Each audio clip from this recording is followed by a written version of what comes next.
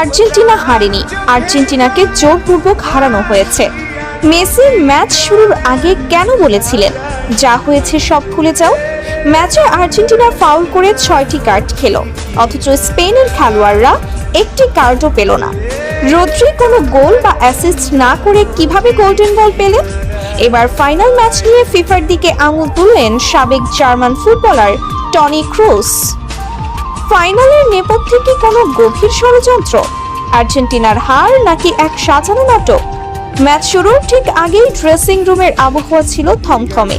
Lionel মেসিকে বলতে শোনা যায়, আমরা শান্ত থাকব, বাইরে কি হচ্ছে সব ভুলে যাই, শুধু মাঠে মনোযোগ দেওয়ার চেষ্টা করি।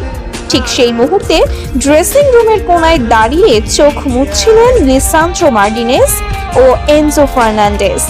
যে আর্জেন্টিনা পুরো টুর্নামেন্ট জুড়ে প্রতিপক্ষকে চূর্ণ বিচূর্ণ করে ফাইনালে আসলো, সেই দলটাই ফাইনালে একটিও অন টার্গেট শট নিতে পারল না।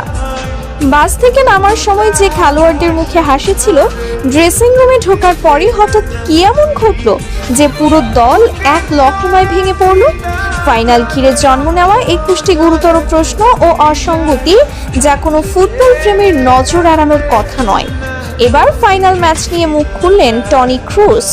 তিনি বলেন, আর্জেন্টিনা এতটা বাজে দল নয় যে তারা একটাও শট অন টার্গেট নিতে পারবে না।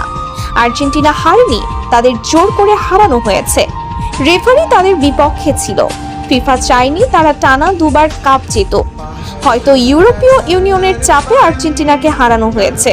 তা না হলে মেসি বলতো না, আমাদের সব ভুলে যেতে হবে যা হয়েছে। তাছাড়া ফাইনালের মতো মঞ্চে আর্জেন্টিনা ফুটবল প্রেসিডেন্ট উপস্থিত থাকবেন না, এটা কোনো স্বাভাবিক ঘটনা হতেই পারে না। কোনো এক অদৃশ্য চাপে আর্জেন্টিনাকে চক্রান্ত করে হারানো হয়েছে। তা না হলে রদ্রি কোনো গোল বা অ্যাসিস্ট না করে গোল্ডেন বল পেত না। তারা চায়নি আর্জেন্টিনা কোনো অর্জন নিয়ে দেশে ফিরুক। ম্যাচে আর্জেন্টিনার 25টি ফাউলের বিপরীতে 6টি কার্ড দেখানো আর স্পেনের 21টি ফাউলের বিপরীতে কোনো কার্ড না খাওয়াই প্রমাণ করে রেফারিও তাদের বিপক্ষে ছিল।